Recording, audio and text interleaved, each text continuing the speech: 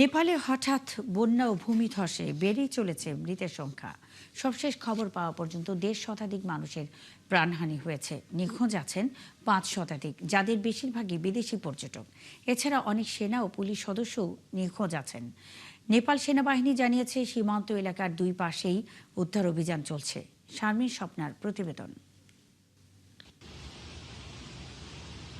বন্যার পর এখন চারিদিকে শুধু কাদামাটি আর ধ্বংসস্তূপ, আর এর মধ্যেই চলছে উদ্ধার অভিযান। বুধবার সকালের মাত্র কয়েক মিনিটের হঠাৎ বন্যা লণ্ডভণ্ড করে দিয়েছে নেপালের মধ্যাঞ্চলীয় বাগমাতি প্রদেশের রসুয়া ও আশপাশের কয়েকটি জেলা। পানিতে ভেসে গেছে ঘরবাড়ি, যানবাহন, সেতুসহ অনেক কাঠামো। নেপাল প্রশাসন জানায়, তিব্বত সীমান্ত লাগোয়া রসুয়া জেলার সাব্রোবেসি ও তিমুর এলাকায় সবচেয়ে বেশি ক্ষয়ক্ষতি হয়েছে। বহু যানবাহন এবং অন্যান্য সম্পদ পানির তরে ভেসে গেছে।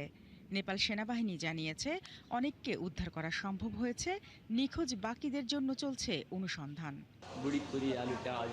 আমি বাড়ির ছাদে ছিলাম এবং বন্যার পানি ওপরের তলা পর্যন্ত উঠে এসেছিল।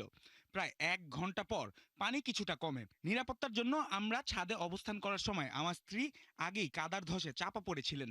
৪-৫ ঘন্টা পর হেলিকপ্টারের মাধ্যমে আমাকে উদ্ধার করা হয়।